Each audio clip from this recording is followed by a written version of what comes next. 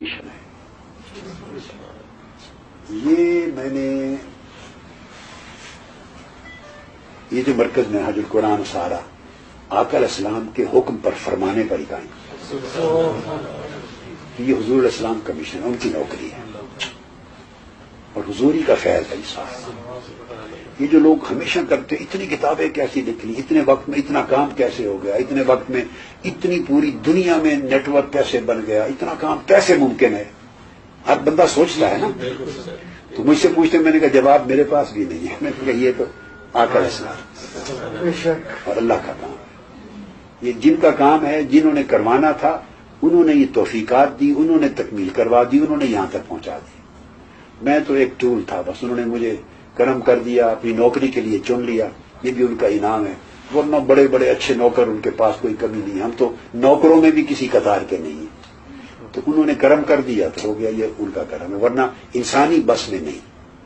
تو یہ حضور علیہ الصلوۃ والسلام کا فیض ہے، اس کے اندر روحانی منہاج القرآن کی بات کر رہا ہوں۔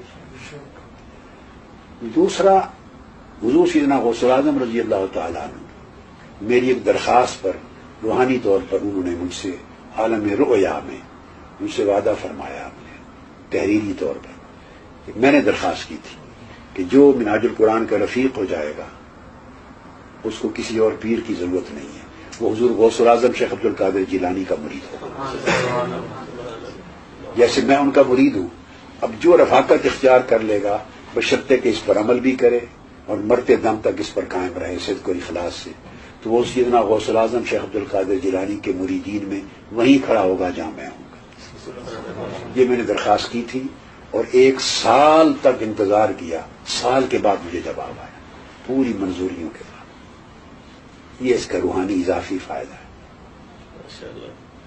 اس کو میں بہت کثرت سے بیان نہیں کرتا، مگر کبھی کبھی اعتکاف کے مواقع پر، خاص مواقع پر میں نے اس کو بیان کیا ہے، یہ بھی کیسٹس میں ہے۔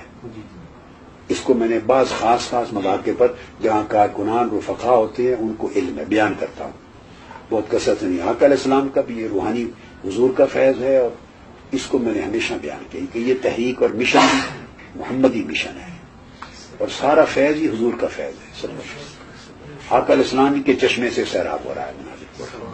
آف کورس باقی بھی ہر صدی میں جنہوں نے ایسے کام کیے اور دین کو اور ایمان کو زندہ کیا، تجدید کی، وہ آقا علیہ السلام کے فیض سے ہی کیا۔ ہر صدی میں جنہوں نے اتنے بڑے کام کیے، حضور علیہ السلام کے فیض کے بغیر اور اللہ کی مدد کے بغیر کوئی نہیں کر سکتا۔ ہمارے بعد بھی آئندہ صدیوں میں اللہ جن کو چنے گا اور ایسے کام جن کے سپرد کرے گا، تو اللہ پاک اپنی خاص مدد اور آقا علیہ السلام کے فیض سے ہی نوازے گا اور اسی سے ہی تکمیل ہوگی۔ اتنا بڑا کام یہ انسانی وسائل سے، ذرائع سے نہیں ہوتا، یہ اللہ اور اس کے رسول سے ہوتا ہے۔ تو اس کی وابستگی کا مطلب یہ ہے کہ یہ تجدید دین کا کام ہے، اس صدی میں جو دین کی تجدید ہو رہی ہے تو بندہ اس کا حصہ بن جاتا ہے، اپنے ایمان کی بھی تجدید کرتا ہے اور امت کے اور سوسائٹی کے ایمان کی تجدید کے اجتماعی پروسیس کا بھی حصہ۔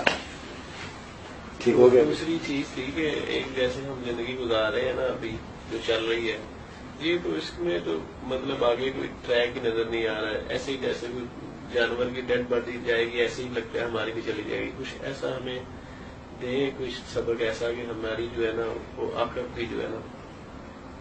بیٹے میں نے وہی کہا کہ پہلا اسٹیپ ہے کہ آپ اس اجتماعیت تحریک منہج القرآن ہے، اس کی لائف ممبرشپ ہے، اس کی رفاقت پختہ لائف ممبرشپ خود اپنی فیملی کی لے، ایک اسٹیپ ہے۔ یہ ہوتا ہے نا جیسے آدمی کسی بلڈنگ میں داخل ہوتا ہے، یہ کرے، اور پھر صرف رسمی رفاقت اور ممبرشپ جیسے ایک کلب کی یا تنظیم کی ہوتی ہے، رسمی نہ رکھیں، جو کچھ اس سے مل رہا ہے پھر اس کو ریسیو کریں، اس کو سنیں، اس کو پڑھیں، گھر میں اس کا تذکرہ کریں، پڑھائی کریں۔ المناج الصغیر ہے، عرفان القرآن ہے، بینات ہیں، یعنی 510 کتابیں اس وقت تک جو پبلش ہو گئی میری تصانیف آؤٹ آف 1000، یہ یعنی ایسا صدیوں میں نہیں ہوا۔ 510 تو صرف پبلش ہو چکی ہوئی ہیں جو مارکیٹ میں اویلیبل ہے، آؤٹ آف 1000۔ تو کتابیں ہر موضوع کے اوپر لیں، پڑھیں، پڑھائیں، خطابات سنیں، پھر عمل کریں، تھوڑا کر کے اپنے آپ کو اس کے اندر ڈیولپ کریں، ریسیو کریں، اس چیز کو اپنی زندگی میں لائیں۔ پھر جیسے آپ کے حالات، مالی وسائل، وقت کے وسائل، صلاحیت ذہنی ہو، پھر اس مشن کے اندر کنٹریبیوٹ کریں۔ خواہ کوئی ذمہ داری لے کے کنٹریبیوٹ کریں، اگر مالی وسائل نہیں ہے ذمہ داری لے کے کنٹریبیوٹ کریں اس دعوت کو پھیلانے میں. جب آدمی دعوت کو پھیلاتا ہے نا، آگے پہنچاتا ہے، یہ بھی ایک فطری امر ہے کہ وہ دعوت کے پھیلانے کا عمل اس کے اپنے ایمان کی حفاظت کرتا ہے، اور پھر وہ اولاد کو انوالو کرتا ہے تو اگلی نسل کی بھی انوالومنٹ ہوتی ہے. یہ پروسیس ہے، وہ اس کی حفاظت کرتا ہے. اچھا، اگر بعض اوقات جابز بزنس اس طرح کے ہوتے ہیں کہ آدمی تنظیمی کام میں ڈائریکٹلی یا دعوت کے پھیلانے کے کام میں انوالو نہیں ہوتا، تو اپنے اوپر کوئی پروجیکٹ اسی مشن کا، تحریک کا، اس کو ذمہ لے لیں. اگر آپ کے وسائل اجازت دیں تو اس کو پروان چڑھانا ہے. ایکسکلوسیو نہیں لے سکتے، اس سے جڑ جائیں، کہیں کہ یہ کام ہم نے تکمیل کرنا ہے. بے شمار پروجیکٹ ہیں. گوشہ درود کا کام ہے، آغوش میں یتیموں کا پرورش کا کام ہے، بیت الزہرا میں بچیوں کی پرورش کا کام ہے، اس میں بچوں کے یتیم بچوں کا ہے، اس میں یتیم بچیوں کا ہے، گوشہ درود کا ہے، بچوں کے اسکالرشپ ہیں، انسٹیٹیوشن ہیں، یونیورسٹی کے شعبے منہاج القرآن کے بلڈ اپ ہو رہے ہیں. اپنے ہاں مختلف پاکستان بھر میں علاقوں کے اندر انسٹیٹیوشنز بنتے ہیں. تو یعنی کسی شکل میں آدمی کوئی آپٹ کر لے اور اس کام کو لے کے بڑھے، یا اس تحریک کے کہ وسائل جنریٹ کرنے کے لیے کوئی ایسا انسٹیٹیوشن، کوئی ایسی چیز بنانے کا عمل شروع کر دیں جس سے اس مشن کو فروغ دینے کے لیے کچھ وسائل اس کو ملتے رہیں. آج ہم ہیں، کل نہیں ہوں گے، تو وہ کام نہ رک جائے. تو اس کام کو دوام دینے کے لیے وسائل مہیا کریں.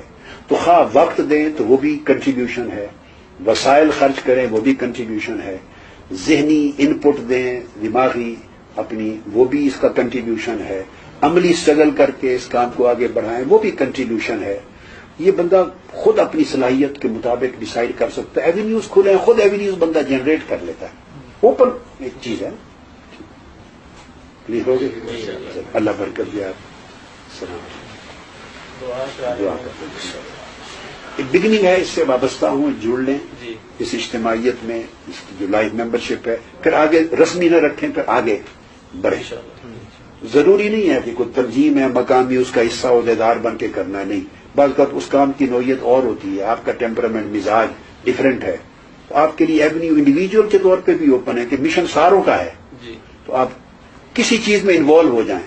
انوالومنٹ سے بندہ برائی سے بھی بچتا ہے اور نیکی کو ڈیولپ کرتا ہے اور مشن کو فروغ دیتا ہے. آقا علیہ السلام کی قربت نصیب ہوتی ہے، رضا نصیب ہوتی ہے. اللہ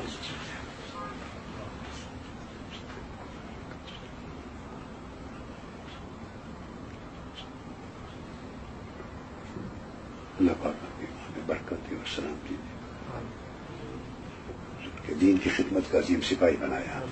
حضور اسلام کی رحمت و سایہ اور رکھا دنیا آخرت کی حیات